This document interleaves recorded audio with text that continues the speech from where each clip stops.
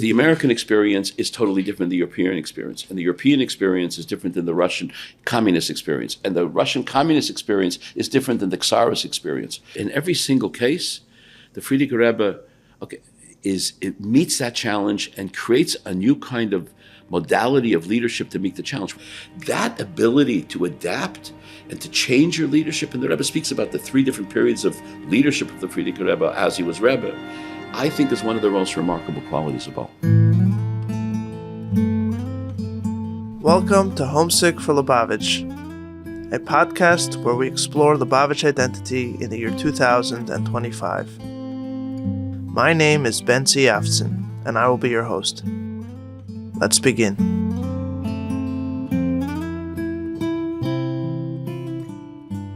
Alrighty, we are here in Philadelphia, this time hosting Rabbi Eliezrie, Rabbi Dovid Eliezrie, or David Eliezrie. How do you go by? David usually. David Eliezrie. I see on the book it says David. It says David. What can I tell you? Yeah.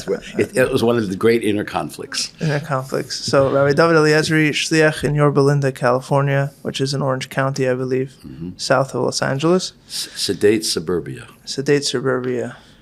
Yeah, not LA is what they say. It's not LA, right? No, the police come within 60 seconds in our community. Yeah, not LA is how they call it. And you're here in the East Coast on the way to the JLI retreat, and you made the stop. Thank you very much, and thank you for coming. I've been a longtime fan, listened to many interesting conversations with many interesting people, discovered some remarkable personalities in Chabad that I never knew about. Yes, that has been in many ways the biggest what's the word? Not grateful, but the biggest gratification of the project has been, bringing to the fore names and stories that weren't looking to be in the front. They were. That's in many ways what's so beautiful about them. The people were not clamoring, "Oh, when's someone going to recognize me?" They just kind of were doing their own thing, and you speak to them and you realize that these stories are truly, unique and important, and that's what makes them more remarkable. Yes, and they're informative, and they teach so much, and being able to elevate these stories and in that sense change the conversation because of the new stories that are now in our that are now swimming in our imagination has been truly gratifying. So thank you for that, and thank you again for coming. Before we proceed, for all those listening who enjoy this podcast, please like and subscribe on the various platforms. It does help us out. And for those who really like the podcast, please donate to the podcast at hflpodcast.com/donate. Anyway, welcome, and let's begin from the beginning. We're here. Oh, 1 second. We're here mainly to talk about your new book, Undaunted. You're the first person out of the family to see the preview edition. Undaunted. I'm just reading it. I'll give a picture. How the 6th Lubavitcher Rebbe, Rabbi Yosef Yitzchak Schneersohn, saved Russian Jewry, reimagined American Judaism, and ignited a global Jewish Renaissance. And I was very lucky to receive a preview manuscript of the book several weeks ago in a big binder, and I've had the time so far to read probably a little over half of it. It's truly remarkable work and research that you did. Everything is highly detailed and what's the word? Highly sourced. You look back at the background. It isn't just sourcing from one source and okay, now I have the story. There's many sources, many things that are brought. Not that I'm some kind of pedant like that, or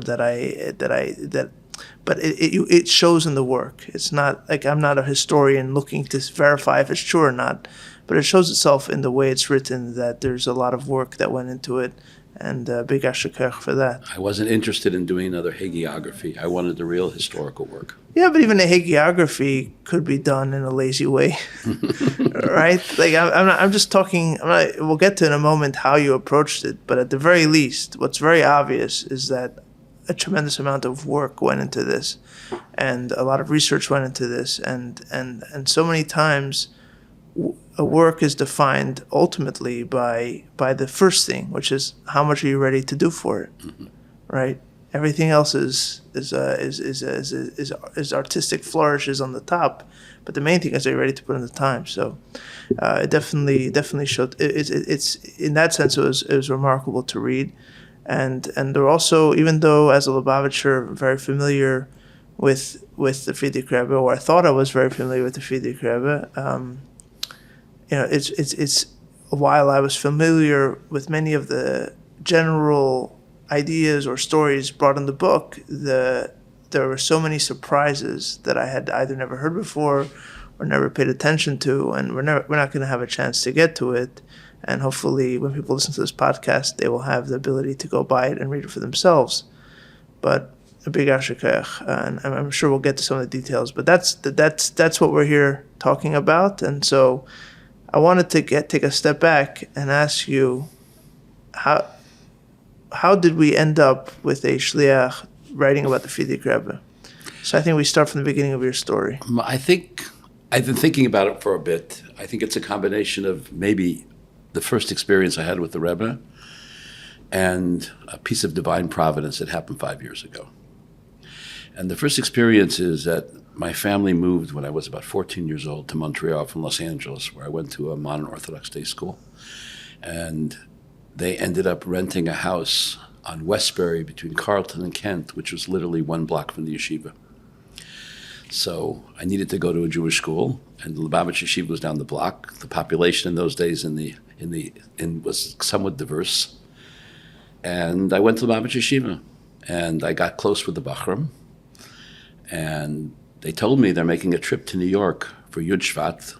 They rented this crackly old school bus, which was an experience into itself. And my first trip to New York, I was either 14 or 15, I don't remember exactly, was on Yud Shvat. And the principal of the school, Rabbi Fegelstock, had taken a sense of endearment to me. I stayed in his in-laws' house. And that was the first time I came. I was young. I didn't exactly understand what was going on. On Shabbos afternoon, I left the Fabrengen together with a friend of mine, Yosef Fratkin, who's a shliach in San Diego. We walked over to Bedford Dean, got chased by this very tall guy who got taller as the years went on.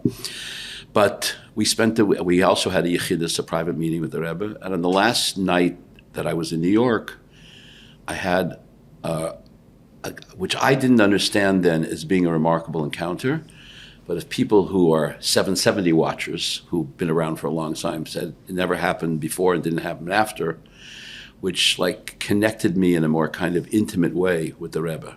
And so I felt that connection happened on Yud Shvat. Mm. So you're saying that's a connection to the Friediker Rebbe.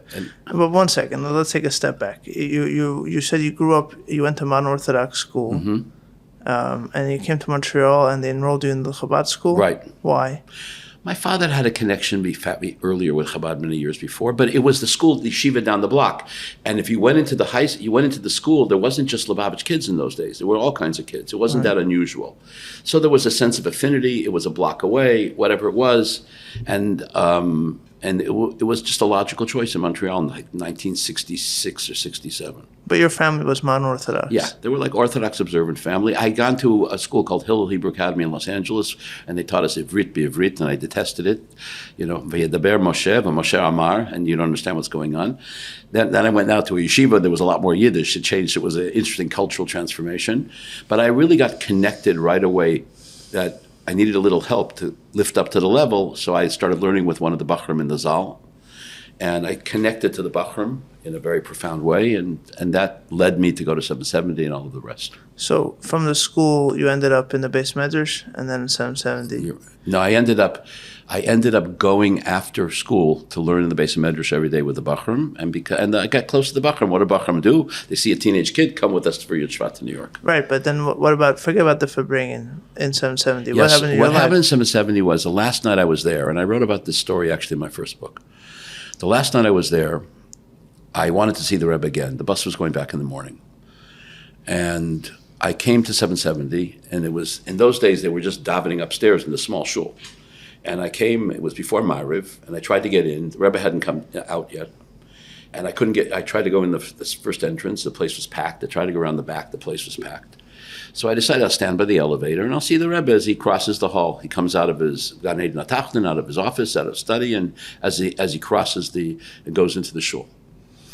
So the Rebbe comes out, he starts walking across the hall, and there was a setting many people probably not even alive remember, that Rabbi Chodakov, the Rebbe's chief of staff and secretary, would stand by the door. The Rebbe would walk into the shul, go to his place right away to the left, and Rabbi Chodakov would close the door, and then they begin davening Ma'ariv. So as the Rebbe is crossing the hall and I see the doors open, I figured, listen, the door's open, I'll follow him inside. What did I know? I'm a kid. I didn't look like a Lubavitcher kid. I didn't have a black hat. I had a whatever color hat it was. I didn't dress in the kind of Hasidic style. I was a little bit different, more, still that modern look was still there. And as I begin coming into the door, the Bachrim who are in the Zal are a little bit like, what do you got? They give me the sign to go out, and he begins closing the door on me. Here I am like a deer caught by the headlights in a highway in the middle of the night. And I'm half in, I'm half out. I'm a bit of an assertive guy, even though I'm like 14, 15 years old. So I start to push forward, and there's a tumult, and the Rebbe turns around and sees me. And when he sees me, and I had been in Yechidus there a couple days before with this group of the high school kids in Montreal, the tradition was, on Yud Shvat, there was Yechidus. And what was Yechidus was 10 kids. It wasn't like 50 kids. It was 10, 12 kids. So the Rebbe looks at me, and he motions with his hand that I should stand next to him. And he tells Chodakov with the hand to open the door. And I come, and he's davening Ma'ariv, and I'm standing on the table right next to him. Didn't say a word to me. And at Ma'ariv ends, he walks out. But what I felt was he saw a kid that didn't fit in, who was breaking all the rules, and he wanted him to stand next to him. And I guess that became, so to speak, the turning point in my life. That's how you felt at the moment? I felt at the moment, or maybe in retrospect. And then there was something that happened the next day, which the bus went back to Montreal. And of course, because it was an old rundown school bus, it broke down in Saratoga Springs, because what do you think from Yeshiva Bachar? We don't know how to charter nice buses. And we ended up parked in a conservative shul. And one of the older Bachram, Yosef Engel, who I still see on a regular basis, he lives not far from me in Long Beach. By the time 4 o'clock rolled around, he's giving speeches to the kids in the Hebrew school. And so I see this kind of empowerment of the Rebbe, of young people, to be transformational. So one moment I see this intimate connection on the night before, and the next afternoon I see somebody seizing an opportunity in life to do something which is transformational. And those two subliminal messages, I think they were the ones that prompted me to get more connected to Lubavitch, and ended up where the rest of my life went. If you are looking to make a difference in the life of a fellow Jew and be a part of the Rebbe's call to transform the world through the study of Torah, look no further than the sponsor of this week's episode, JNet. In the past, your sphere of influence was limited by where you lived, but today that has all changed. The same way you are listening to this podcast recorded miles away, you can study Torah and positively affect someone else on the other side of the world. JNet volunteers are exactly like you. Every chassid, man or woman, shliach or not, with any level of Torah knowledge can be a part of it.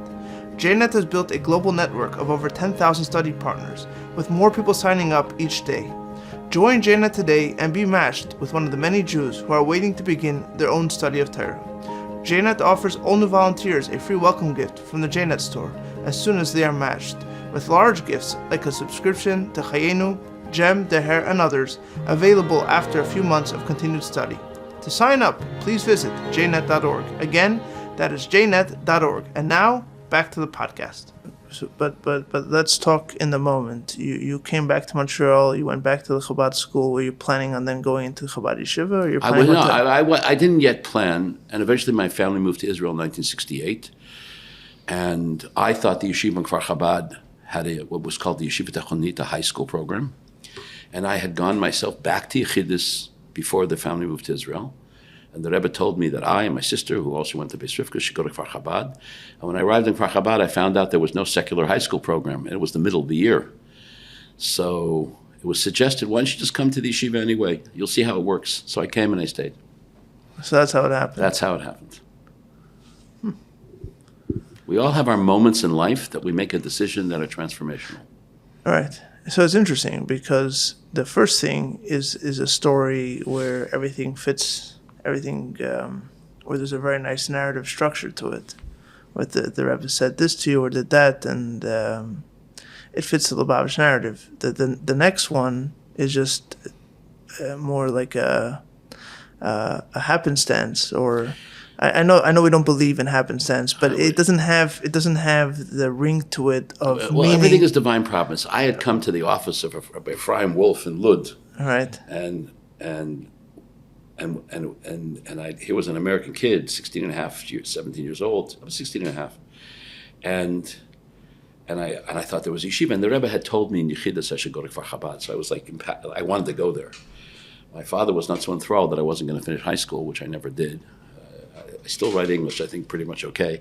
But, and I said, let me try it out to the end of the school year. It was like February, March. There wasn't much left of the school year. So once I went to the yeshiva, they had started a program for Americans, which I sat in for like 2 or 3 months, and then right away mainstreamed into the rest of the program. So it was that suggestion, that divine providence, that one should try it out, is the reason I went to Kfar Chabad. Plus, the Rebbe had encouraged me before, so I guess I had this like inner sense that I should do it. So I did it. Right. No, I understand. But Listen, not everything in life is big miracles with flashing lights and everything like that. That's my point. Did you write about the Kfar Chabad episode in your first book? I wrote about, no, I don't, I know, I So wrote that's about my- the first story. Because that's the my first point- story that's my was, point. yeah, you're right. But the first story was a more of this kind of intimate kind of connection with the Rebbe. And as I've been told by people that they never heard it happen another time. No, I'm not discounting this story. I'm not saying it's not true, God forbid. I'm not saying it's not important. I'm not discounting it. I just, as someone that spends a lot of time thinking and working in the world of narrative, it's important to point out that there are some narratives that fit the kind of preordained narratives, almost the story that we expect to tell, the story that we expect to hear. Here comes a bacher, it comes to 770, there was Makar of him, and and off to the races. And the story that I like, maybe for silly reasons, I don't think so. The story that gets me thinking usually is a story where There's struggle and that's not even struggle. It could have gone either way. in my case, it could have gone either way. You ended up in Kfar Chabad, and it just happens to be that there's a miscommunication, and the Batlanas. Well, later on, I found out the truth. No, Because that Rabbi Fegelstock told me 45 years later that he knew there was no secular high school there. okay. But in your mind, it's Batlanas, and you have no choice, and whatever. You may as well. So like, you may as well go. And why do I don't prefer that story, but why do I gravitate to that story? I don't think it was Batlanis. I had spent so much time in the base of Medrash with the Bachram in Montreal, and I'd become very close to them. And for instance, when Label Kaplan was... But it seemed to you as Batlanis back then. Maybe, but The way Label Kaplan went off to Shlichus in Australia, the first group, and I was his pen pal. So I got very connected to the Bachram and the yeshiva, the atmosphere. It's like I wanted to be there. So when it was said to me, why don't you go anyway, I went. Because the option that you had expected wasn't there. Right. Okay, so it's like it's just, to me, it's telling that in life, a lot of times the big moments happen in that way. 100%. By the way, everybody in business will tell you this the same way, right? Like they were in business, they hit a dead end, they pivoted, and suddenly they found success. They thought that they were getting to something that was a waste of time, and ended up being their... I think it really comes down, that's exactly the Friediker Rebbe who pivoted time again and found success in a totally new dynamic, a totally different environment, which is, that's life is messy. Yeah, to jump into your book, there was one of the lines that really struck me, which I hadn't heard before. I don't remember where you sourced it from, was if Friediker Rebbe told someone that, or had told someone that when he was in Poland, he had wanted to be a Rebbe that focused on his Chassidim. Right. After whatever had happened in the Soviet Union and the fact that they were at the brink of survival, he wanted to focus on Chassidim and not to be a global leader, not to be involved in... No, that was in 1939. Right. What happened was, it's a very intriguing story, and we see hints of it before because... When did he say it? He said it when he came to America? Or? No.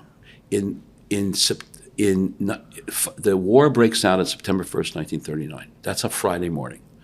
The Motzei Shabbos, the Saturday night before, Rabbi Yisrael Jacobson, who was really the powerhouse that got Chabad started in America, had brought 6 bachrim, 6 students who had learned mostly in Torah V'das, which was the mother yeshiva in America, and he brought them to Otvotsk. And he brings the bachrim. He's there for a week or so, and then the Rebbe does not at this point anticipate the war. And Motzei Shabbos, Jacobson goes into Yechidus for a private meeting with the Friediker Rebbe. And the Rebbe tells him like this: I've been thinking about coming to America for a long time. It was a consideration before when he came back after his big trip in America in 1929, 1930. He waited for a while to go back to America or not. Eventually he decided it wasn't the time yet, and he had too many responsibilities in Europe. He writes about this in his own letters. And so the Friediker Rebbe turns to Yisrael Jacobson and says, I've been thinking for a long time about coming to America. But he says, I see the American Bachram that have come here. There was a group that came earlier, and now the second group came. And he says, I see that is Domet Vas Arbet. There's Schneersohn here to make a yeshiva. And he wrote a letter to the elder Chassid, Reb Shmuel Levittin, who had been sent by the previous Rebbe to America. He tells this to Jacobson, that I asked him if he thinks I can make a yeshiva in America that'll be successful, and he assures me is yes. So he turns to Jacobson, he says, listen, it'll take me about 6 more months. I'm going to make the move. We need to make the preparations, but I want to come in a different way. He says that when I was there 10 years earlier, I got involved with all different kinds of community issues, and they were very successful. And the story of his 1-year trip that he spends, traveling abroad, first to Eretz Yisrael, and afterwards the United States, where he spends about 10 months. It's a remarkable story. And he got involved in every community he visited in not just trying, he needed to raise money for Jews in Russia, and he needed to connect with Hasidim, but he got involved in every community he could, to whatever he could do to strengthen Yiddishkeit. That was like a central theme of what he was doing. He says, I was involved in these things 10 years ago, and we had a degree of success. I don't want to do that now. He says, now I want to basically focus inward on my own community. And he says the line to him, Ich will sein a Rebbe for Hasidim and nicht a Rebbe for the ganze Welt. Now we have to understand. He says, he tells Jacobson, I'm going into my Shnas Shabbos, and he's going to this, and this is going, and he wants to change his focus. He's going to he's going to be the 7th decade of his life, which is like a sabbatical period. The twilight. And he was, at this point, he's seriously handicapped. He's not mobile through a wheelchair. He's got serious illness. He's been through tremendous challenges. And by the way, there is other indications of the same thing where he said this at earlier periods. This is what he yearns for, the sense of being in an environment of Torah, in spirituality, and Avodah, and Chassidus, and not getting overwhelmed with everything else. And that's what he tells Jacobson. And we know this because Jacobson himself attests this in a series of sources, which you can find in the footnotes of the book.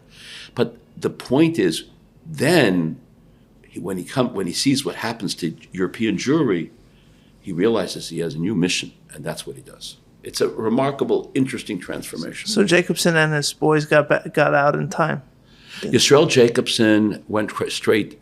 He left that next morning. The Rebbe told him to leave right away. The war didn't break out. On Friday morning, the war breaks out, and the 6 American Bachram are able to get to Riga. From Riga, they get to America, and they all get out successfully. They had planned to stay. They had planned to stay, but because they were American citizens, they were neutrals, and they were able to travel. Wow. And they came to America. There was Avram Hecht. I don't remember all the names of all of them. A lot of this account we have from Avram Hecht. And I actually, before he passed away, interviewed him. He told me the whole story in great detail. But the piece about the Rebbe, wanting to change his focus, is Rabbi Jacobson retold it in it's printed in a series of locations that he wrote it. Yeah, so it's a fascinating thing, this idea that the Rebbe's hand is forced by circumstance. That's how we got to it. Well, he speaks about it later on, because before he leaves Riga, he meets with older Chassidim. He says one of them even knew his great-grandfather, the 3rd Rebbe, the Tzemach Tzedek. He talks about this in a very kind of poetic, his beautiful way that he speaks poetically. And he says to them, I was compelled to go from Riga to from Rostov to Leningrad. From Leningrad, I had to. He talks about that he's been compelled, pushed by divine providence, to go one place to another, and now I'm being compelled to go to America, and I have a mission there, and he's going to do that mission. But he definitely changed his decision, And there's some earlier historical sources where he has indicated this sense of inner yearning for a sense of to be in a vera of near Yeshiva Bachar. He always, I think, felt that the most sacred task that he had from his father was Tomchet Bimim. It's interesting. In your book, you also write about how Tomchet Bimim was his idea. He asked his father as a present to make this yeshiva. I think that what happened is that the Rebbe Rashab was pondering it. And we don't know if this happened on the day of the wedding or a day before the wedding, but the story is this is he basically goes to his father and he says to him, you should open the yeshiva. And the Rebbe Rashab's first reaction to him is, das ist Misnagdish shtick. That's like, it's not my cup of tea, it's something for the Misnagdim. But there, at that moment, becomes this conversation between father and son. And so the Rebbe Rashab says, okay, I'm going to go to the oil. He's going to go daven in Lubavitch at the graves of the Rebbe Marash, the fourth Rebbe, and the Samach Tzedek. He comes back a few hours later. He tells his son, okay, we're going to make a yeshiva, but know what you're getting into. It's not so simple. He agrees to do it. And then we have this fascinating story that happened. The chuppah of the Friediker Rebbe was on a Friday. Strangely enough, I searched and searched. I couldn't find one historical account that describes to us exactly what happened at the wedding. But we do know what happened on Sunday afternoon because he calls a meeting of the Ziknei Chassidim, the senior Chassidim and Rabbanim and some of the philanthropists. He makes a meeting with them on Sunday. This is the Rebbe Rashab. The Rebbe Rashab calls this meeting. It's Sunday afternoon. So the chuppah was on Friday, which was a tradition that many did in Europe in those days. And the celebration is going to be on Sunday night. 2:00 on Sunday afternoon, he calls a meeting, and he lays them out this vision of making yeshiva. And the reaction is all in the negative. It's unrealistic, everybody's becoming secular, we're not going to find quality students. Many of the great yeshivas, like Bialik, went off to yeshiva, and because of that became who goes to the yeshivas in those days? The best and the brightest. You're going to bring the best and the brightest, it's going to become an incubator for the Haskalah. They're all against it. And the Rebbe Rashab, don't forget, this is also, the Rebbe Rashab at this point is still, young. He's only 37 years old. He's beginning his period of leadership. But there's a total rejection of this concept. And a few people say, let's give it a trial. If you're looking for an event that is memorable, meaningful, and affordable, let me recommend This World is a Garden, a film and live concert production created by us here at Yuvla Media, inspired by Bosi Lgani, the first mimer, the Rebbe said. If you're a regular here at HFL, you know that Bosi Lgani is something that we think about and talk about a lot. And in this production, we use the power of cinematic filmmaking and a live concert by a string quartet to bring the beauty of Bosi Lgani to your community and your audience in a way that they've never seen, heard, or experienced it before. The production has already been hosted by Chabad houses around the country and has drawn wonderful reviews. Our package comes with everything that you need to put in the production: the film's original arrangements for string quartet, publicity materials, everything besides the string quartet, which we recommend that you hire locally to save on travel costs. To find out more about this production, please visit thisworldisagarden.com. Again, thisworldisagarden.com. And now, back to the show. There's another subtext here. I'm sure you came across it while you were researching.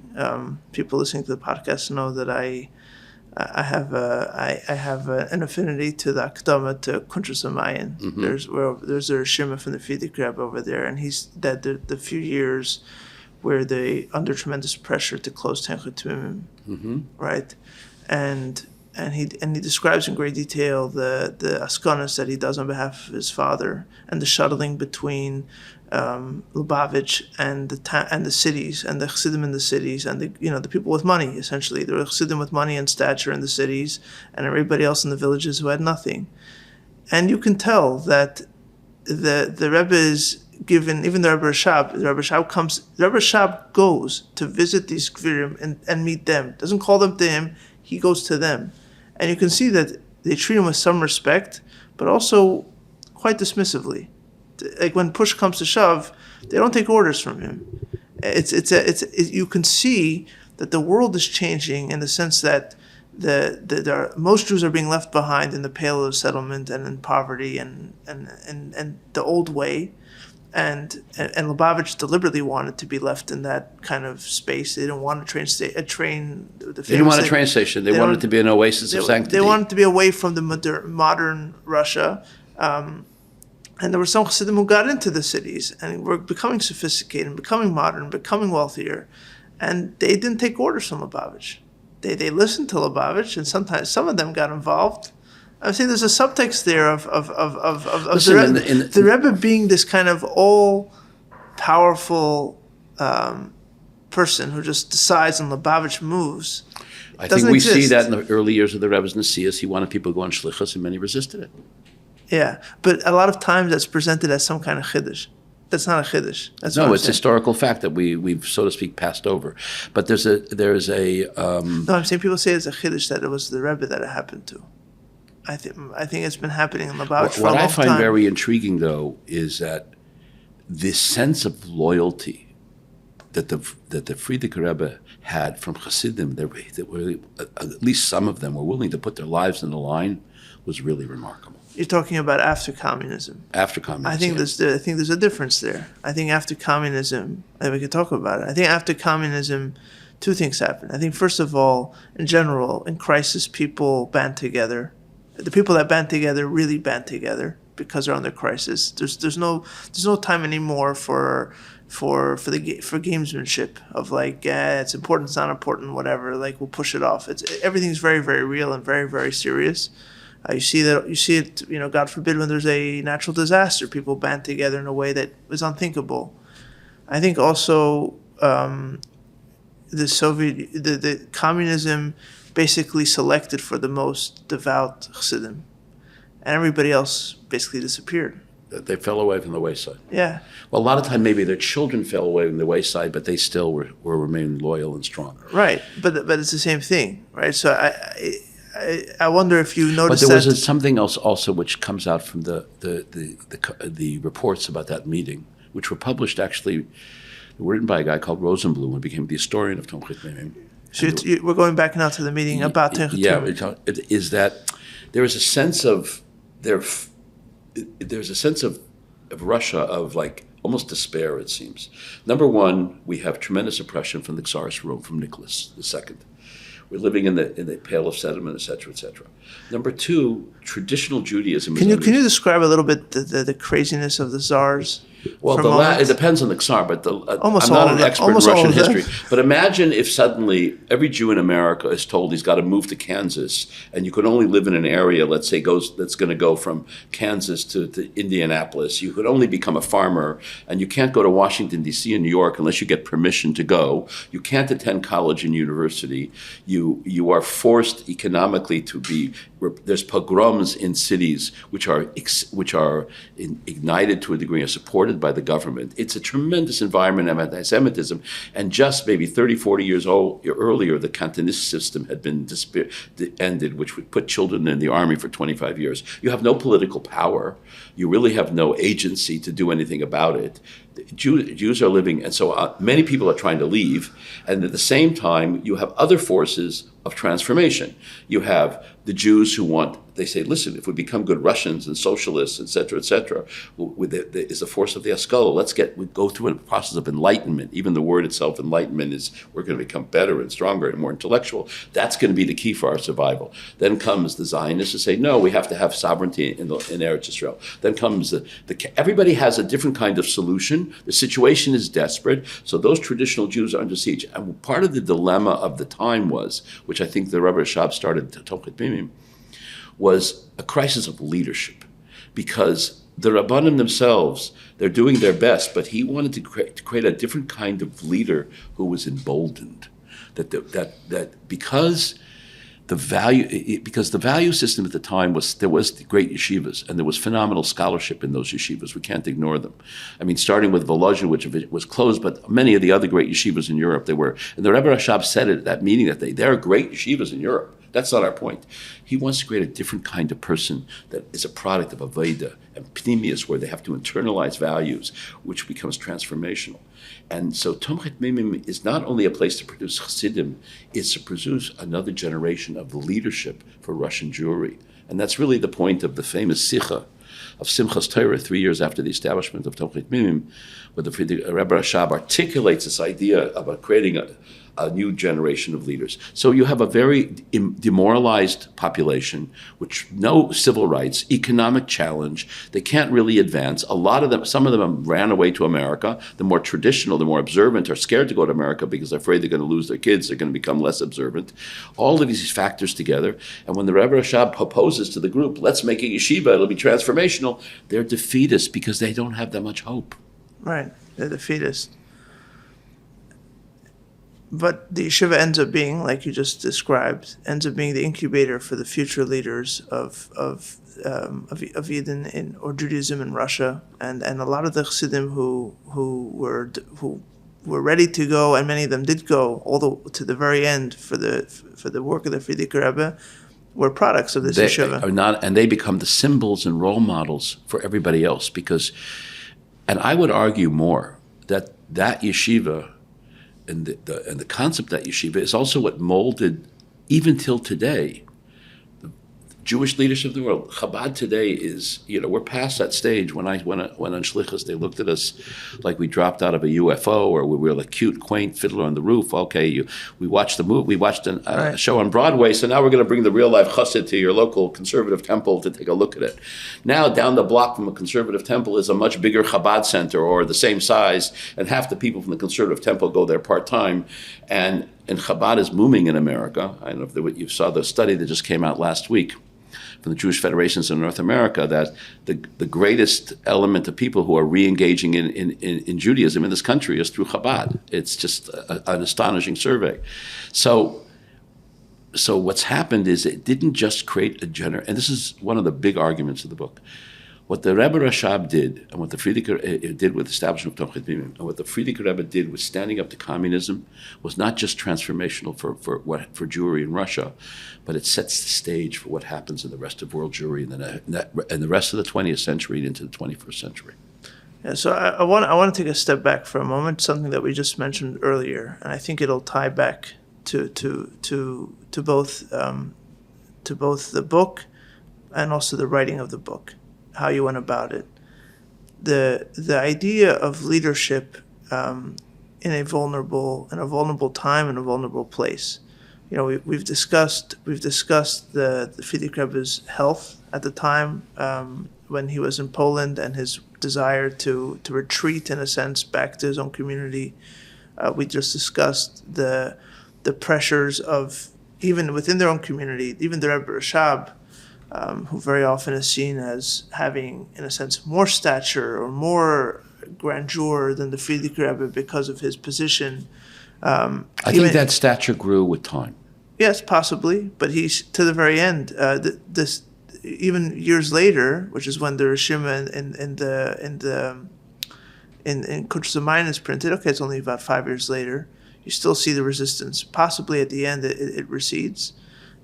Well, the Rebbe Rashab is fighting battles against the Haskalah, the Enlightenment, right, against many other forces at the time. But his own community as well. That's the point. His community is being drawn by the same forces. Precisely. Anti-Semitism, the lack of economic stability, the lack of opportunity to advance in society, the draw of all of these factors are very real factors. 100%. But that if we take out the Rebbe Chassid model for a moment, and we see it more as like a leader of a organization or a company, a leader who's having a hard time convincing the people that work for him to go along with a bold idea. The interesting thing is that according to historical accounts, that skepticism to Tomchei Tmimim evaporated a year later. Because what the Rebbe Rashab does, he selects the Bachram, he sends them off to a town 150 miles away, Zimbin, I think it's called. Yes. And they're isolated. And the following Tishrei, for the next high holiday season, they turn up at Chabad in Lubavitcher. And when the Chassidim, who had been there the year before for the wet, they'd been there the year before, they come and they see the transformation, the whole skepticism is gone. Okay, but then 5 years later, those are outside forces. No, 5 years later, Lubavitcher is skeptical about helping the Rebbe Rashab fight on behalf of the poor Jews who they see as schlamazels. My point is, maybe I'm pointing too negative a picture, but just from the story that we're talking about here, the Rebbe comes with an idea. Imagine it doesn't make sense to the modern Lubavitch mind. Mm-hmm. The Rebbe calls a meeting and the Shabbat brachas of his son. This is a time when whatever the Rebbe says, you want to do it. And there's skepticism. And there's skepticism. The fact that they get won over a year later when they see results, that doesn't take a chassid. Even I understand that. So my point is that the Rebbe Rashab and the Friediker Rebbe are dealing with tremendous vulnerability, and the Friediker Rebbe also, if you just look at his writings, because he's the most written Rebbe, he writes the most and he's the most expressive. It's tremendously vulnerable. The things the most interesting thing about the Friediker Rebbe is he is Megalat Hefach. He really reveals through his writings and through his diaries and Rishimas, and we don't have all of them by a long shot. Where are they? What? Where are they? I think some of them have been lost to history.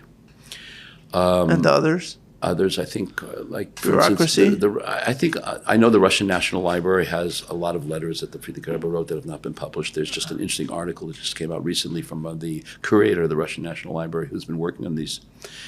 But with what we have is a tremendous sense of, not to everybody, but the Friediker Rebbe reveals to us his inner thoughts, his inner lives, his inner feelings, and he's very open with Chassidim. Like he writes about how he felt when he discovered that Rebbe Rashab had left a document saying he should succeed him. He says he went through a period of sense of anguish. This is what he writes. It's printed in Igros Kodesh. It's there. You don't got to go far to find it. The problem is a lot of Lubavitchers have read a letter here, a letter there, and one Shabbos afternoon they read a third letter that was very interesting, but they fell asleep in the middle and they forgot about the whole piece. But what I attempted to do was to take all of these different sources and sew it together in a narrative, and we see this sense of inner. The Friediker Rebbe and the Rebbe are dramatically different. We have no sense of the Rebbe's. He never really tells you his inner feelings about these things. Very rarely do we see anything.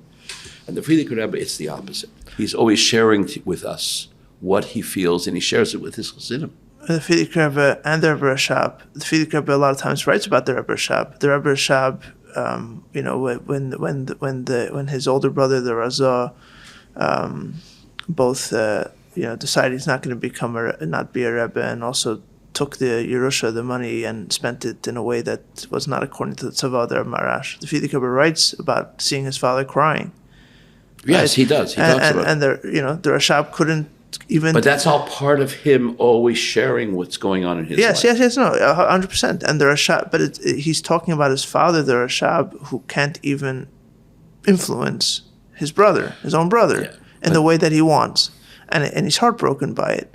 The reason I'm not trying to prove this point. What I'm trying to set up is how do you then construct a narrative about leadership? How do you see leadership in people, and especially leadership of a Rebbe? Because that's where things start getting complicated. Very often, you talk about hagiographies. Very often, the hagiography about Rebbes starts not only from the place of the person, the author, not being able to see past a certain line. It's fundamentally, even according to the concept of a Rebbe, is not supposed to tolerate any vulnerability. I think that leadership is when you transcend those challenges. And I think what the Friediker Rebbe does so remarkably in his life is that, and this is, to me, of all the things I learned in this whole experience of spending the last 4 years or so immersed every single day, 2-3 hours into trying to understand the Friediker Rebbe, and to the best of my ability, I'm sure I failed in some areas. When the book comes out, there's going to be some criticism, and much of it may be correct. Halavai. I joked around with a friend of mine who's a prominent Rav last week. If you could put out a cherem, that's really going to help sales. And it'll be a very good thing if people debate you. That's good. It's healthy. Yes. But the point is that you see him in one situation after another, which is totally different, where what's needed for leadership is very different, and each time. Because the American experience is totally different than the European experience. And the European experience is different than the Russian communist experience. And the Russian communist experience is different than the Tsarist experience. So each one of these different periods of time demands a whole different quality of leadership. And many of us go through life, and when you're suddenly plopped from one place to another. You take a Jew from Europe and you put him into America, and you have many other great rabbinical scholars who came to America, let's say in the post-World War era, and they just recreated a little bit of what they had in Europe, but they never really learned to adapt to America. Right. And so here, in every single case, the Friediker Rebbe, it meets that challenge and creates a new kind of modality of leadership to meet the challenge. What's going on in Western Europe? He comes to Western Europe. He has very few Hasidim. The problems, it's not that they're worrying about repression, they're worried about freedom and opportunity. Before World War I, 75% of Jews in Poland were Shomer Shabbos. By the time World War II rolls around, it's only 50%. There's a tremendous, with the opportunities. Assimilation, yeah. Assimilation is beginning its process. When it comes to America, orthodoxy is on the defense. There's a few people holding on for dear life. I quote a very interesting speech from Moshe Soloveitchik in 1940 to the graduating students of Yeshiva University.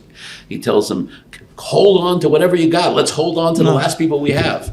And the Friediker Rebbe comes in an offensive mode. He has a whole different agenda. That ability to adapt and to change your leadership, and the Rebbe speaks about the 3 different periods of leadership of the Friediker Rebbe as he was Rebbe, I think is one of the most remarkable qualities of all. Homesick for Lubavitch is brought to you by Yuvla Media, a boutique video production company servicing the Chabad and Jewish community.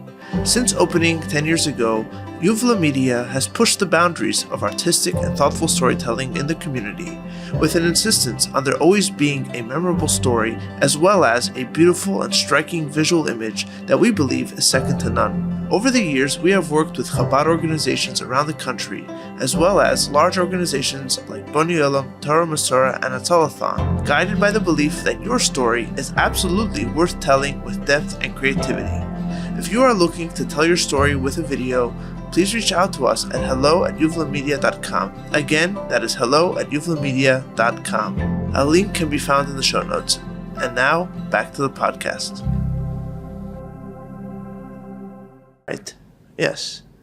But what does that mean what does that mean in terms of being a Rebbe?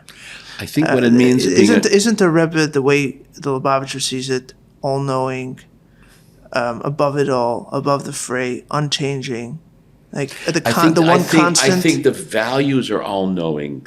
I think the values are unchanging, but you have to meet the challenges which are different. And also, for instance, we compare it constantly to the Rebbe's period of leadership. He's in the United States. He's in a stable economic situation, a stable political situation.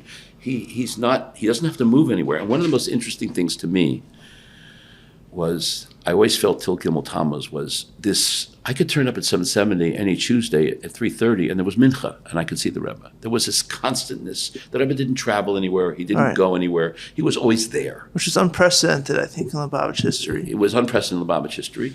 I can't speak to what happened in the times of the Tzemach Tzedek, the Marash, et cetera, et cetera. I think they all traveled. To a degree. Yes. The Rebbe Rashab had tremendous health challenges also for many years. But here, there was this constantness that I knew that on a Monday or on a Thursday morning, I would turn up to the minyan, and if Mayor Hardlick looked at me the right way, I'm a Levi, I might get an Aliyah. And this is before they started hanging all the bar mitzvahs every week, but especially if you go back like into the Lamans, into the 70s and 80s, you turned up on a Monday morning, if you're lucky, you can get an Aliyah. Why? Because the Rebbe's coming out for Kriyas HaTorah, and very rarely he wouldn't come out. So we had a constance of leadership, but it also was a very different political environment and a very different economic environment. And the Rebbe he had a whole different world to deal with. He had to heal a generation that came out of the Holocaust. He had to re-envision, he had to, transform Judaism. He had to build up Hasidim, to have the courage and conviction to become a shliachim, to change the Jewish world. He had different things. But that constantness was something which I felt all the time, because I knew I could always come for Shabbos Avarchim, and there's a Farbrengen. And in later years, there was always dollars on Sunday. But that's precisely what I'm going at over here.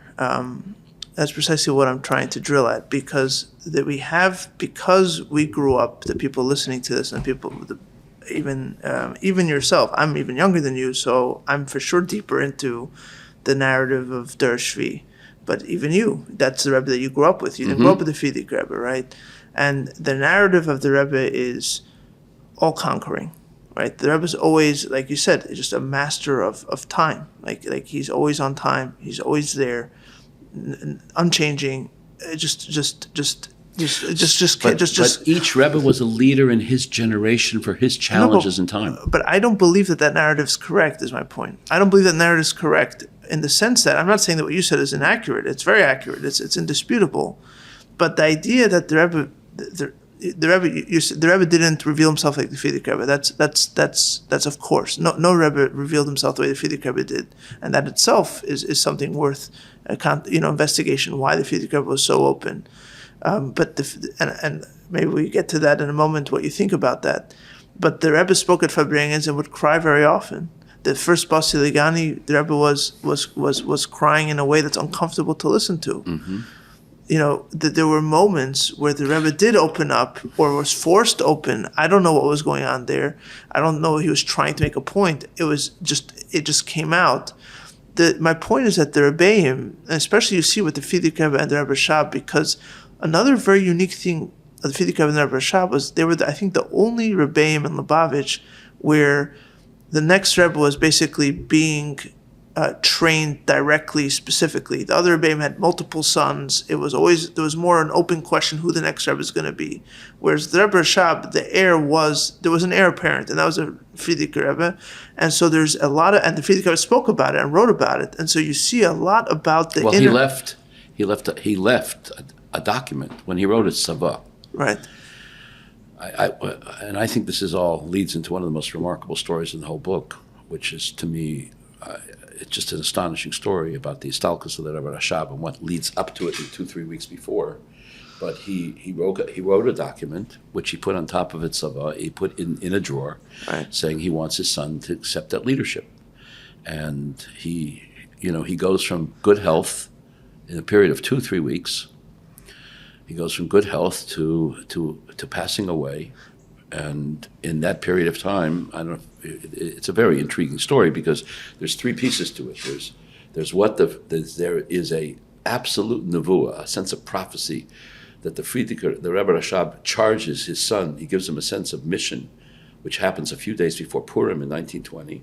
There's what happens on Purim in 1920. There's what's happening the week afterwards. And if you look at these events, they're just a remarkable series of events which lead up to the Istalkus of the passing of the Rebbe Rashab in Beis Nissen in 1920, just 2 weeks before Pesach. So this period of time, this 2-3 week period, I think is really very, very remarkable. And what he does is the week after Purim, he locks himself in his room. And again, we have accounts of this. We have no other accounts historically of the intimacy, what happened around the Istalkus of a Rebbe, except the Rebbe Rashab in that sense. We have accounts. We have Ashkata the Rebbe. We have from Zalman Havlin. They were all there. They were in Beis Harab. They were intimate in the Rebbe's household. They saw exactly what was going on. He closes himself into the room for a week, and he brings in Sfarim. And every time the previous Rebbe, the Friediker Rebbe, comes in to see his father, he covers over the papers, and only later discussed that he rewrote his will, and he also left a document appointing his son. And then he gets typhus, and a week later is the Istalkus. So he's like, Zalman Havlin writes afterwards, he says, I couldn't believe that he prepared everything. He says, we prepared it. And the Friediker Rebbe says afterwards. But he was training him his whole life. He was training him, but there's no question there was a mentoring process and a training process. And I think the same thing happened between the Friediker Rebbe and the Rebbe. If you look at the 30s, who's spending the time, every time the Friediker Rebbe is away for medical care, who's taking care of him is the Rebbe.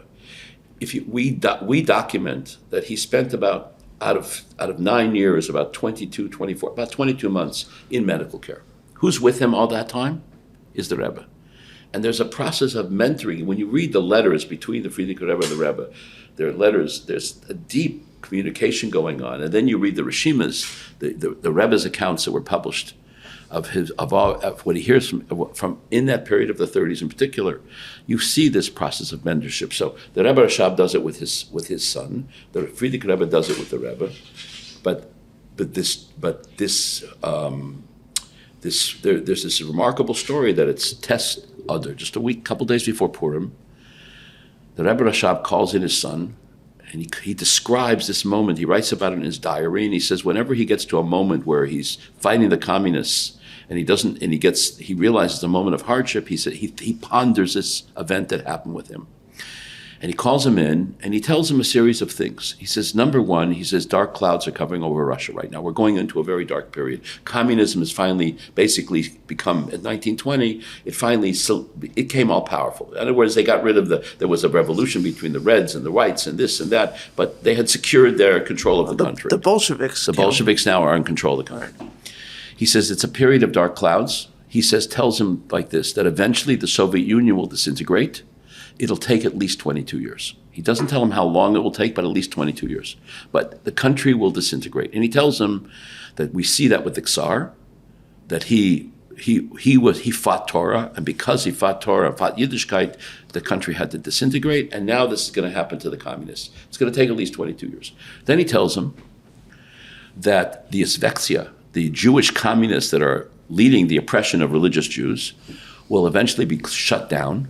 And we see in 1930, Stalin shuts it down, and their people will be punished. And we see that Simon Dimenstein, who's the leader of the Izveksia, a woman called Esther Frumkin, all of the top tier of leaders are either killed, exiled, etc., etc. That all happens in the 30s. That's the second thing he tells him. Then he tells him the fate of Lenin, Trotsky, and Stalin. He tells him Lenin, he's going to die a strange death. This is 1920. 1922, Lenin comes down with strokes and heart attacks. If you see a picture of Lenin in his last days, it's definitely what we would call in Yiddish a strange death. Then he tells him that Trotsky wird dem vertreiben und verpattern. They're going to exile him and they're going to kill him. What happens to Trotsky? He's exiled in 1927. He's tried ex officio, he's not in the country in 1937. By then he goes to Mexico. It's a whole story. And Stalin sends an agent, has him killed.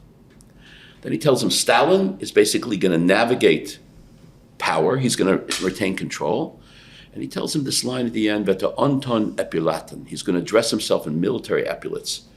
Now, Sebag, who's the biographer of Stalin, says that at the end of, in the war, in World War II, he started dressing himself as a marshal of the Soviet Union. When he comes to meet Roosevelt at the end of the war, and he comes to see Truman after the war, he comes as a field marshal of the Soviet army. He wants to show authority and power. So he tells him what's going to happen to Lenin, Trotsky, and Stalin. And then he turns to him, and he says to him, Yosef Yitzchak, du wirst haben, you're going to have to put your life on the line. At this point, the Friediker Rebbe is like shocked. The whole experience is, he talks about, he walks in the room, the candles are burning, his father is learning a book of Kabbalah. It's a whole eerie experience, and he didn't expect it. He didn't know this is going to be this transformational moment in his life. And he tells him, you're going to have to put your life on the line to keep Yiddishkeit alive in this situation. And then comes Purim, famous Farbrengen. Then he spends a week in his room writing his will. Then he gets typhus. And now the Friediker Rebbe is being pushed into the whole situation. He tells him exactly what's going to happen to Lenin, Trotsky, and Stalin. It's an amazing story. Right, but that's a more typical Lubavitch story. That is a typical Lubavitch story, but many a Ruach HaKodesh. Yeah, it's a Ruach HaKodesh story. And interestingly enough, is that 22 years later, we see a change in the policy of the Soviet government vis-a-vis religion. Because in 1942, it allowed the Russian Orthodox Church to begin to function again. We also see the opening of the yeshiva in Samarkand, which opened up in a little bit more open way. There's a relaxation of the oppression of religion after 22 years. The country doesn't fall apart exactly. And he doesn't tell him it's going to be 22 years. It says it could be longer. Right, it is the typical Lubavitcher story. But how do you reconcile Ruach HaKodesh with vulnerability? That's what I'm trying to get at. How do you reconcile the Rebbe that stands above and has access to above with the Rebbe that needs to basically beg a government for intervention? Listen. No, because this is important. I'm not asking even specifically for theological questions, but when you write a book, how do you navigate that? It's a tough question. I don't know the answer. I do know there's a very interesting statement from the Rabbi Rashab's brother, the Razah, where he tells a relative of his from Eretz Yisrael. The guy's name was Schneersohn. He's talking about why he didn't want to become Rebbe. And he says, other than the fact that he says, my brother's a ruchnistic person, and et cetera, he says, I can give good advice. And I might be right.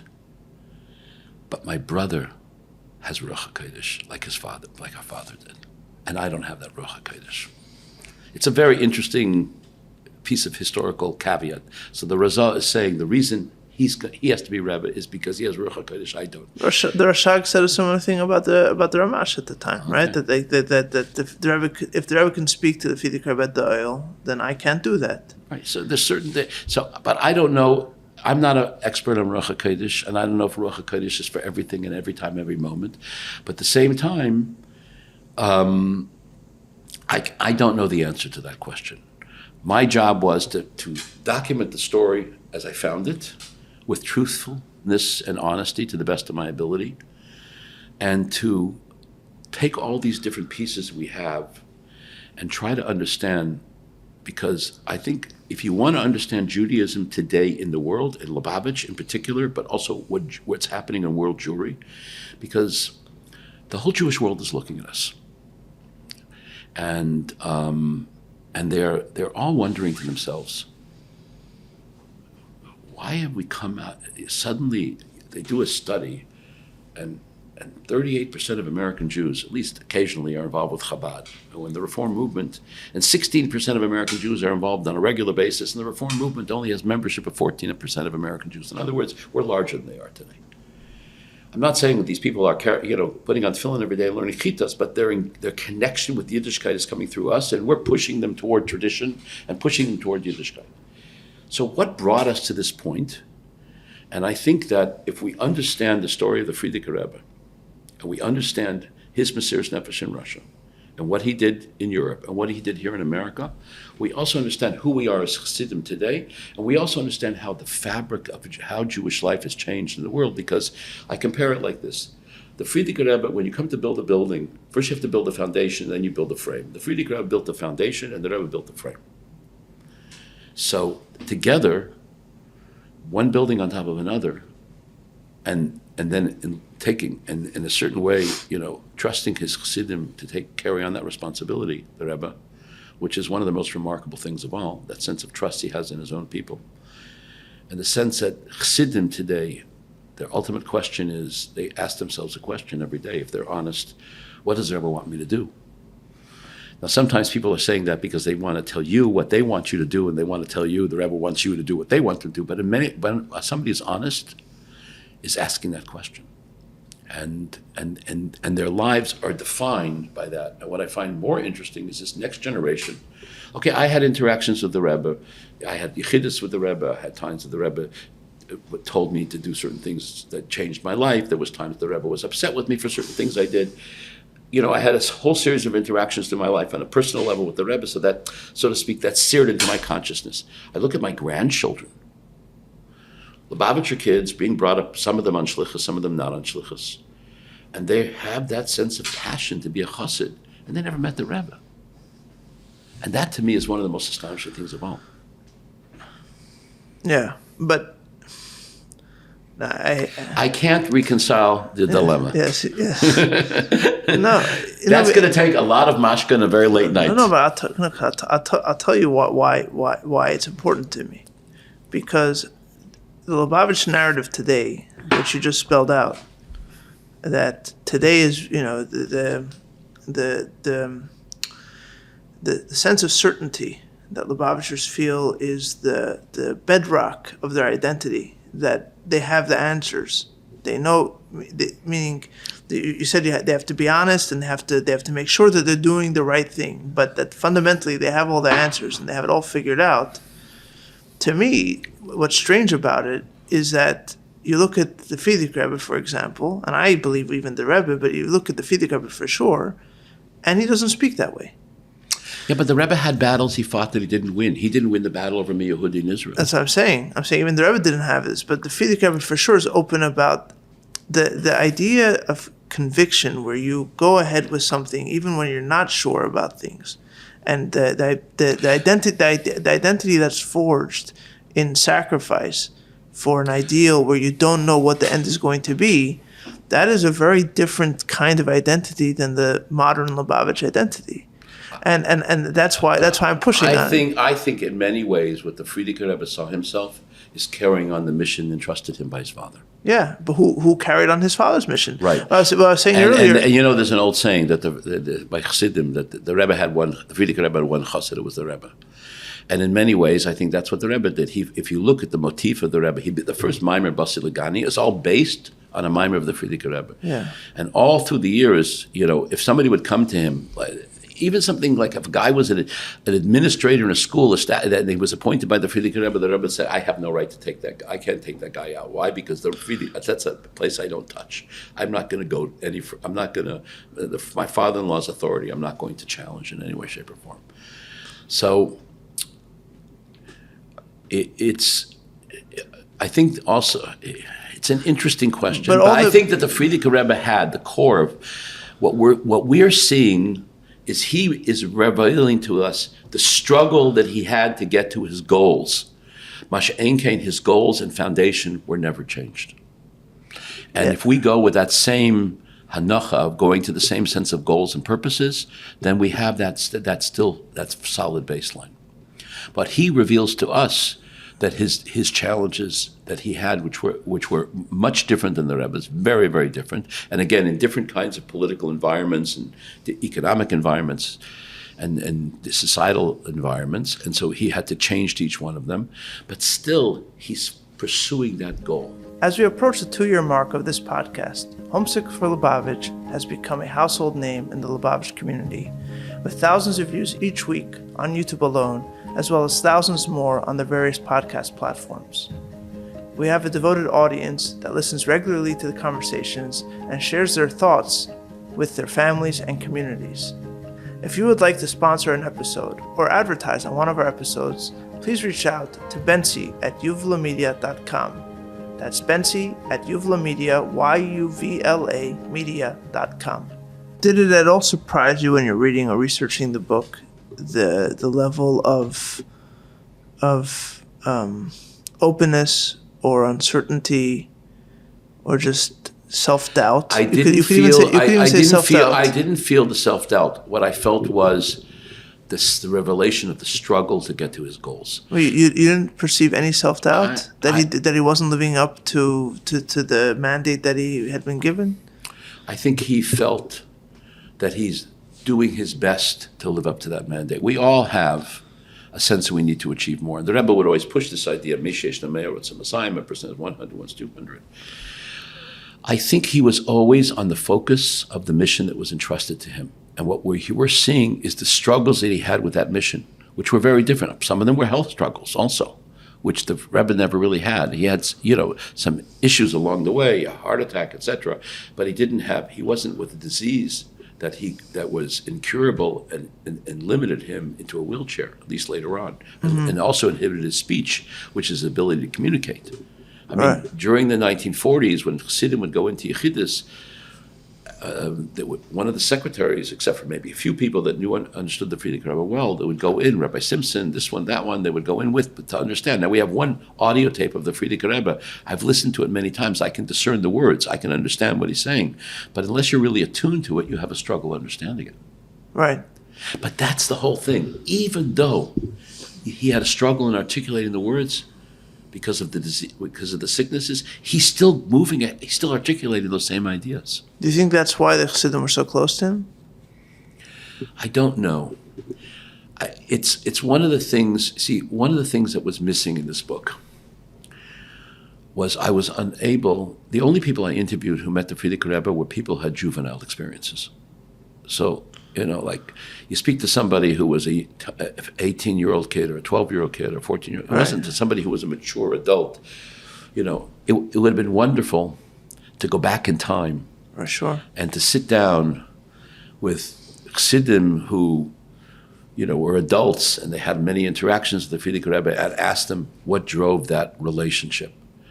I can't speak to that because I didn't have it. There was also other people in the book I've liked. I discovered what happened to Nachmanson and Lulav, which was interesting into itself. I know, but I'm asking you as someone who's researched it. What's your theory? I'm a little. I don't know for sure. There was the sense of loyalty, especially among the people who came out of Tomchei Mimim. is just unbelievable. First, I think that a lot of these people who are young men in Tomchet Mimim and become Chassidim after the passing of the Rebbe Rashab in 1920, they knew the Friediker Rebbe very well, and their loyalty is phenomenal to him. It's just unreal. What is driving it? They knew him from Lubavitcher already, and some of them were his contemporaries in age. But there's a phenomenal sense of passion. I don't know exactly.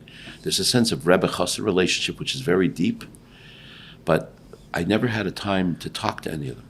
Did it shift at all as you're working on this book? Did it shift at all how you understand what a Rebbe Chassid relationship is? Like, what's different in your mind? Is there something different, and what is different between the Rebbe Chassid relationship before Dor Shvi and then after? I think in Dor Shishi it was forged in fire to a degree. Yeah, but also before that, was there a fundamental difference? I don't know. It's hard to analyze it.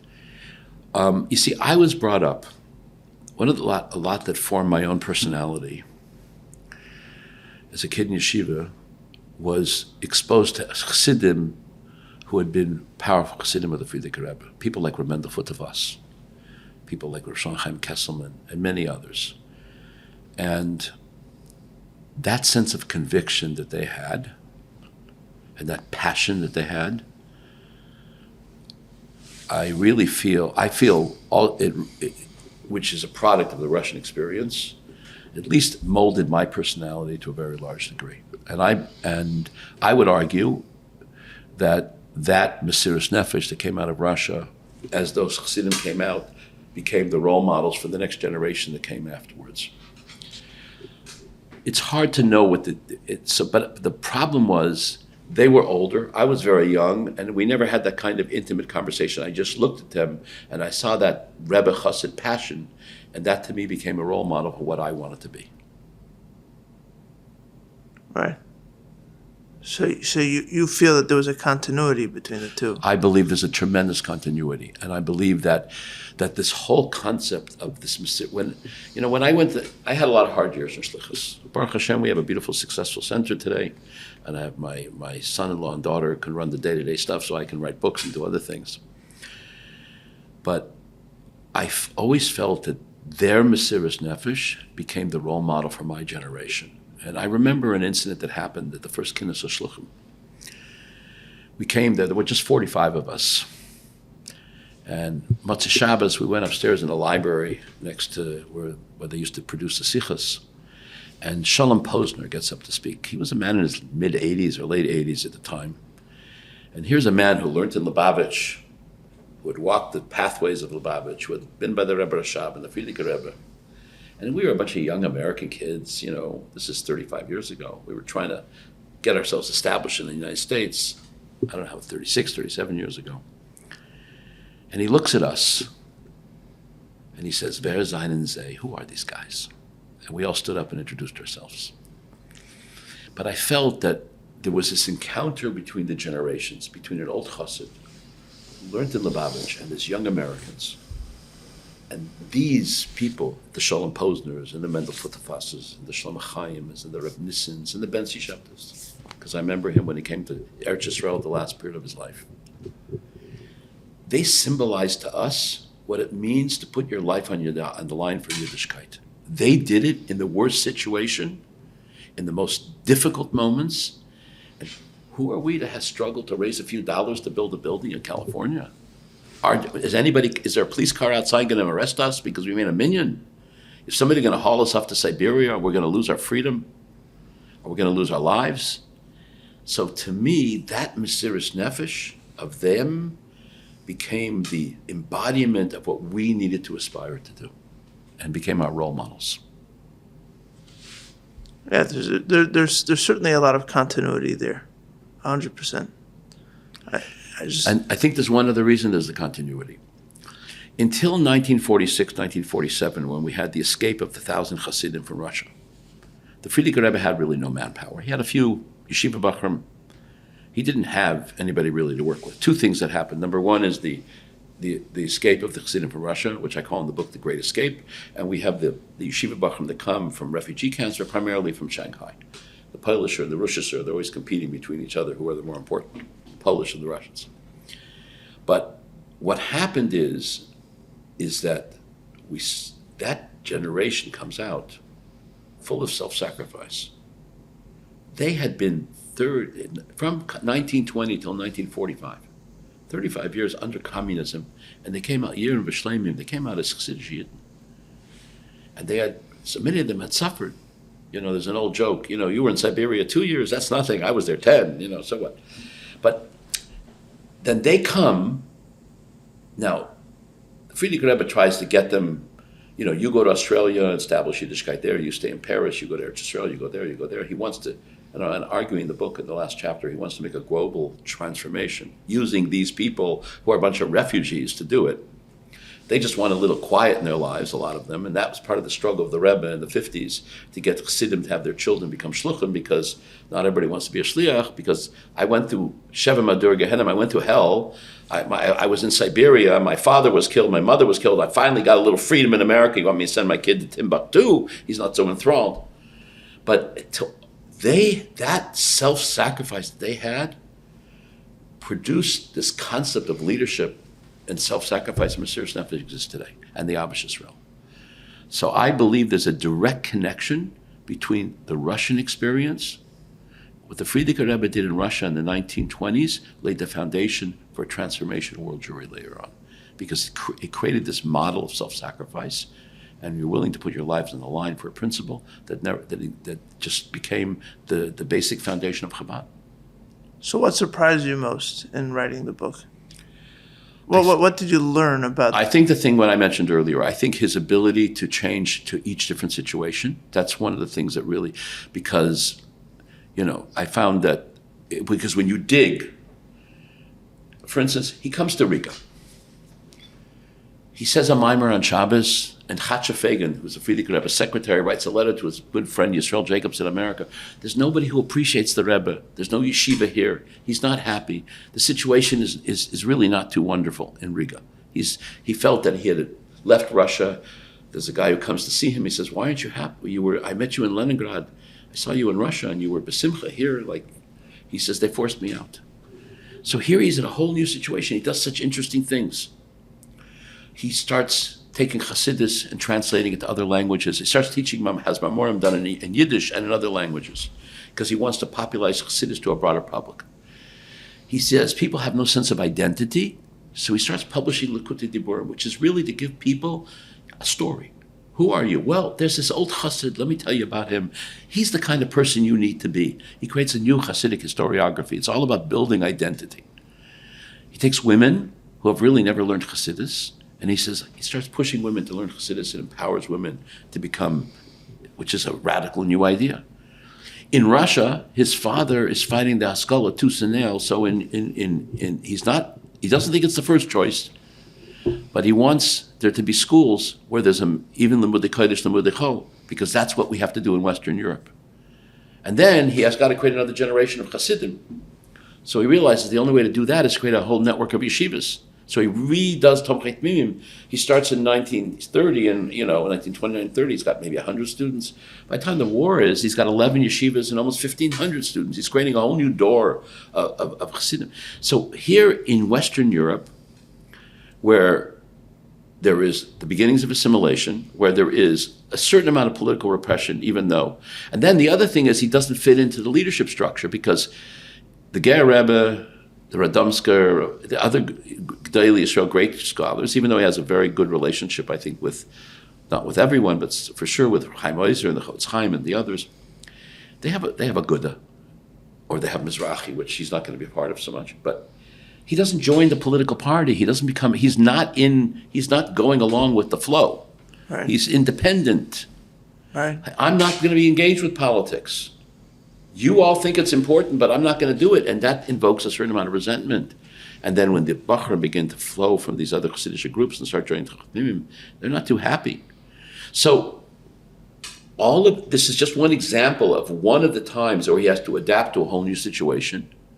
And he does a series of creative things. He's lucky, for a sense, because he's in Riga for a while, he's able to do things in Riga that in Warsaw he'd have a lot more opposition to, because in Warsaw there's a more structured community. In Riga, he's the first tremendous Jewish leader, world-class Jewish leader, it turns out, from Riga. Riga has Rabbanim and like this, but they don't. The Rogachev is not too far away, but the Rogachev's not in Riga. But the point is that he experiments with new ideas and how he's going to recreate Chabad in a Western society. Yeah, the experimenting is very interesting. Even on the Chassidus level, and I noticed that the book you don't go there so much. Maybe you could explain why. I'm sure you had a reason, but you look at the Mamarim of those years, like the Kontresim, when he was traveling, or even in prison. I was in preparation for this interview. I was over Shabbos looking at some of the Mamarim that he said, or that he wrote or said in Kostroma, like while he was in exile.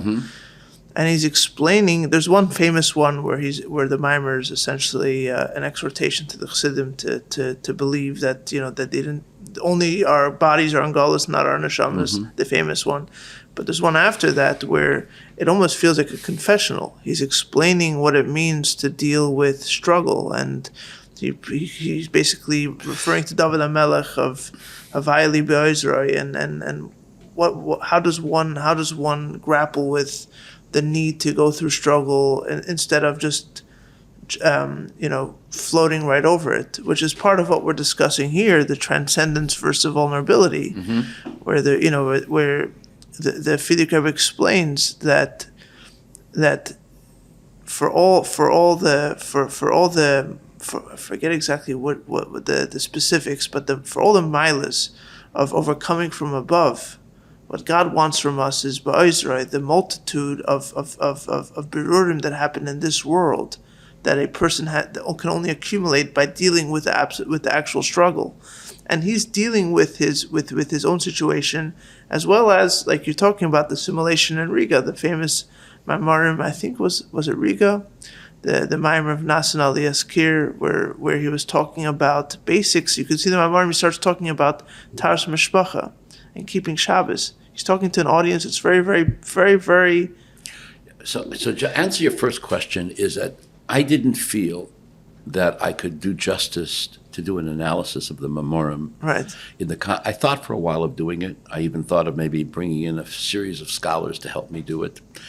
But one of the things about writing a biography is you have to realize, you see, when I went in to write this book, I looked at two biographies. This will probably surprise you, because I was trying to figure out how I'm going to write it. Because the first book I wrote, The Secret of Chabad, took me a period of years. I was unsure of my role as a writer at those times also. And two people encouraged me very much to write, Rabbi Manis Friedman and Rabbi Yudel Krinsky. Both of them were like the people who always pushed me. The old book. The first book and the second book also. Okay. They were my, so to speak, always gave me positive inspiration and encouragement. So I had this dilemma about how to deal with the Mamorim. So I read two books. I looked at Martin Gilbert's book on Churchill, which is it's like 4 or 5 volumes, and you find out what time he had tea and crumpets on at 4 o'clock in the afternoon, every little detail. And this will surprise you. I read Tom Segov's biography of Ben Gurion, he's a lefty, but he's an excellent historian, which State at Any Cost, which really grasped the life in one volume. And I realized that if I try to write everything about the Friediker Rebbe's life, it's going to be 5 volumes. I'll be done in 15 years, and 3 people are going to read it. Yeah, I agree with that. So I need to write one book, which is going to go through the main points. And if I'm going to do an analysis of his Mamorim, the book, we're going to lose the biography. And I write in the note to reader that this book is not doing that, and that deserves another attention of scholarship. No, so I didn't say it as a critique. I actually understood that. And I wanted to hear what. So I took certain ideas, especially more from the Igros Kodesh and from the Sichos, etc., and also from some of the Mamorim, which become reflective within the theme of the book. But I feel that there needs to be if somebody would do, take somebody like Eli Rubin, who's a wonderful scholar in Hasidic, and he would take and do he's done this great book already. I think he's working on something like that, yeah. Which I think he'll make a phenomenal contribution in that. That wasn't my role. No, I understand. I was coming from an historical point of view. Let's tell the story of his life. What can we learn from this? 100%. And what are the implications and impact of that? Because I felt something also very important. That within Lubavitch, people really don't understand the Friediker Rebbe. We understand slices and pieces. Right. And other historians on the outside, most of the histories of Russian Jewry, except for Gershoni, who was a bit of a Lubavitcher, wrote in Hebrew, and you can't find his books. They're almost impossible to find, even though I did find his great-granddaughter, who's a shliach today in Wellington, New Zealand, when I was there recently in January, that most historians who wrote about this period of time, academics, etc., they wrote in the 70s and 80s, maybe in the 90s. There was not the published material we have today. Lubavitcher role in Russia was still surreptitious and done very secretly. There was no public conversation about it. We didn't have the seminal, phenomenal scholarship of Ber 11, the series of books, which they're more technical, but they become a guidepost of the major events and the tremendous material in the Igros Kodesh that was published, et cetera, et cetera. So that gives you a foundation. I was also very lucky. Jem gave me 1,400 pages of transcript of people who had interactions with the Friediker Rebbe. Now, some of it is young people meeting the Rebbe once, and some of it's there's some great gems there. There's some gems and gems, and there was other people also. Shalom Ber Shapiro gave me his archive after a little bit of effort, but he gave me that. Plus, I had researchers that went all around the world. No, I understood reading it. So I don't think that we can. I think the Memorim need to be addressed in a separate volume. No, I understood reading it. The Memorim are going to force you into a space of conjecture, and this is how I understand it. And it's very hard in a book of history to go between what you want to present as facts to how you understand things, and it would get messy very quickly. So I didn't mean it as a critique. Right, but there's something else also important here, which I decided from the get-go. Except in 2 or 3 rare cases where I say, Yesh Leimer B'derech Eshar, you might possibly suggest, I've stayed away from telling the reader why I think the Rebbe did something. I want the Rebbe to speak for himself. And because there's so much material where he speaks for himself why he's doing certain things or the things, I'm painting the background picture from other historical sources. Right. But his reasons, like for instance, when he comes to America in 2930, he has a very big challenge with the Joint Distribution Committee, who's the head of Joint, Felix Wahlberg, has become enamored with, he thinks communism is going to help all the Jews in Russia. He's a very secular, assimilated Jew. He's the son-in-law of Jacob Schiff, who's one of the richest Jews in America, who had a sense of connection to Judaism. But Wahlberg turns up once a year to Temple Emmanuel for a half hour, and that's it. His religious convictions don't transcend that. And he looks upon the Rebbe in a very negative way. He'd been in Russia, he met with the Rebbe in Russia. And so you have this conflict with the Joint, which causes the previous Rebbe a tremendous amount of anguish, and that's one of the reasons he came to America, trying to get them. The Joint Distribution Committee is still today a very important charity, and Baruch Hashem, they've been helpful to Chabad in many parts around the world. But at this point, they disconnect, they stop funding his work in Russia, and they became partners with the communists. So he's struggling with this issue, but we have material that he writes about how he feels about the struggles he has with the Joint. So I'm not going to analyze it. I'm going to let him speak for himself. And I understand the reasoning. And in any book that attempts to do everything is going to end up doing nothing. Right. Tafasta merubah le'tafasta. And it's fair game to say I'm going to speak about this and someone else can speak about that. The reason I brought it up is because I feel like you brought up the idea of experimenting, and I think you see the experimenting go all the way into the Chassidus itself. Well, that's what I talk about in the book, by translating. Interesting, he has a woman translating his Memorim into Yiddish. Right, but it's not just the translation; it's the content itself. Of course. Which I think, yeah, right. Which I think is very. I think that really gets to the nub of it, is that one really begins to comprehend when reading the book or learning about the Friediker Rebbe that Lubavitch is a movement that in the times of Friediker Rebbe, but also I think in other times in its history, went through serious transformation, fundamental transformation. Now you could say that at the core, the values are the same, the Eibishter is the same, the Chassidus is the same, but it's a little bit too easy to say that therefore it's all the same, because it's no. There are some fundamental transformations. You talked about Eli Rubin. Eli Rubin in his book, the other book, which we're not here to discuss, but his idea is that the Chassidus itself is dynamic. The Chassidus itself develops and changes. Ideas change over the course of time. In reference to your book, you look at the Friediker Rebbe, and his Maimarim change. His Maimarim change as he's talking to different audiences, as he's talking to different times of the world, as he's talking to his own imprisonment. And that's what's, again, him always adapting to the situations that he faces. But all the way even to the Torah. Mm-hmm. I think that is an important point. It's not just that the Torah stays the same and his methods change. The Torah changes as well, as much not as Torah the core ideas, but how they're articulated. So I think, okay, so perhaps, like you said, that's for a different book to analyze, and I don't want to force it into the conversation, but I think it's important at least to suggest, and maybe I'll take the responsibility for suggesting it. I'll leave it off your shoulders, and I won't put you on the spot. But I think that the changes that you're talking about, the Friediker Rebbe, go much deeper than people than is comfortable to accept at the get-go. Meaning, if you are comfortable with these changes, that means you haven't read enough. Well, if you look at the Sichos in particular from the 1940s, you see him talking to American Jews about their problems, which is very different what he was talking about in earlier years. Right. The conversations I'm sure he had with Bachram and Tomchei Tmimim in the early part of the 20th century when he made a Farbrengen were dramatically different than he's speaking to a bunch of American Jews who are running away from Judaism. He's trying to hold on, giving them a whole different focus. Yeah, talking about Taras Mishpacha. Talking about women going to mikveh. Mm-hmm. So I'm sure you came across the famous Yoman. I think it's Rabbi Fagan. He wrote a Yoman of the Friediker Rebbe and one of his visits in Lita, where he said the Maimer Nasa no. Mm-hmm. And he talks about the modern crowd, like they're a little bit, the Lithuanian Chassidim that were a little bit, modern, but the women, there was a big push then to include the women in the Yechidusin because women felt. Yeah, and he meets with the women. Right. Yeah. So there's a famous Yoman there of a few days where the Friediker spends time with them. I found the most interesting thing with women was something else.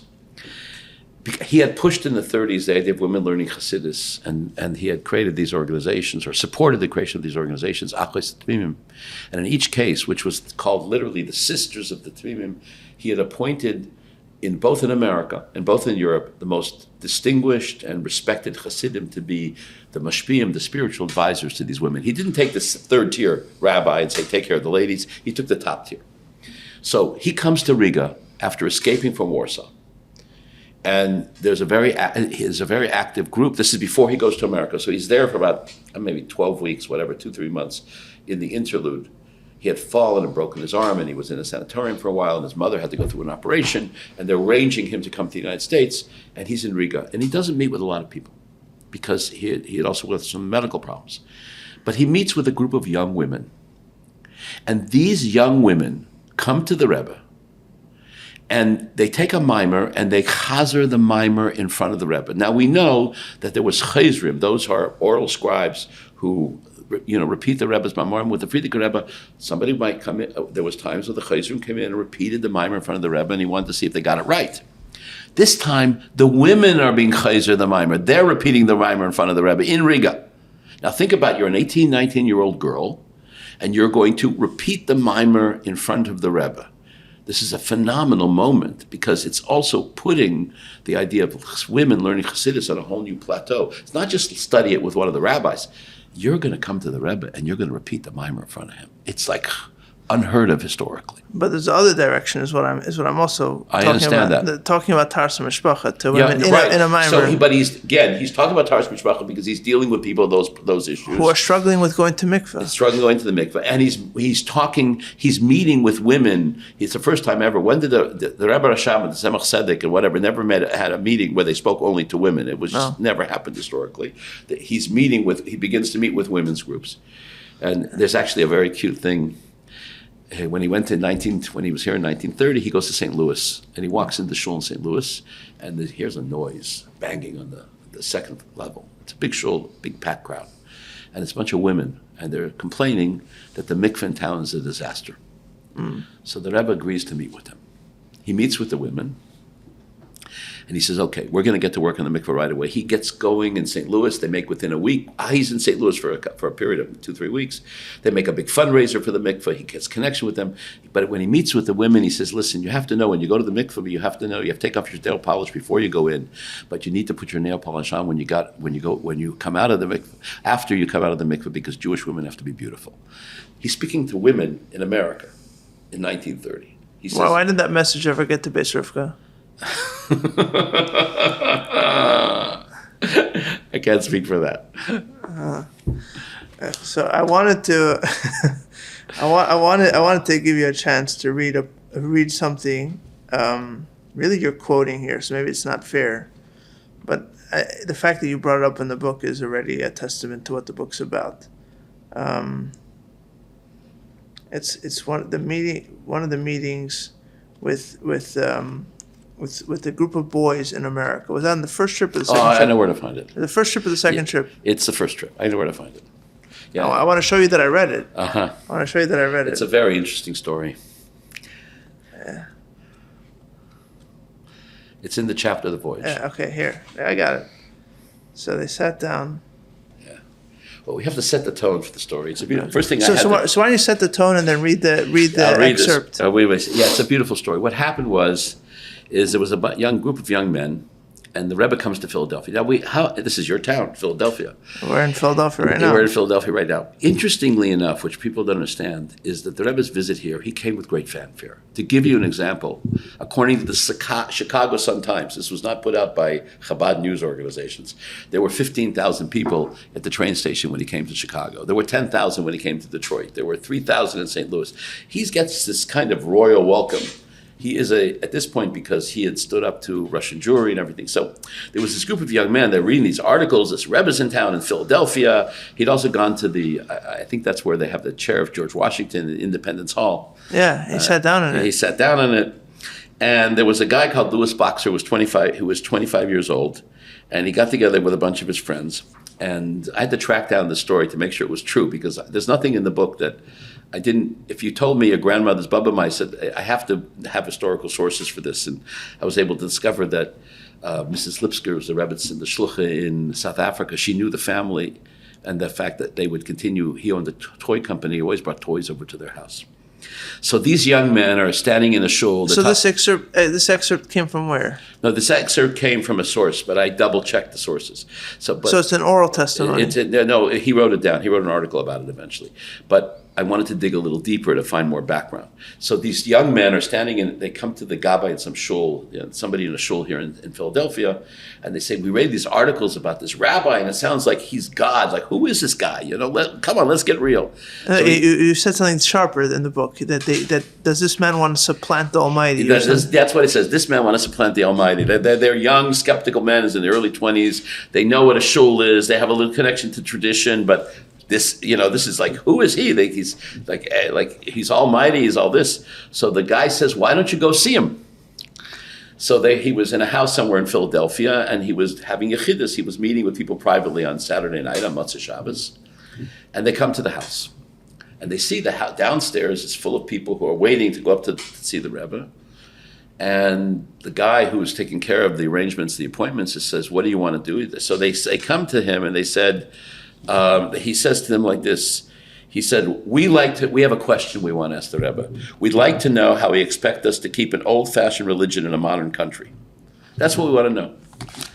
So they says, okay, you're going to have to wait a while. They figure they're going to have to wait. They see the crowd. There's a lot of people, etc.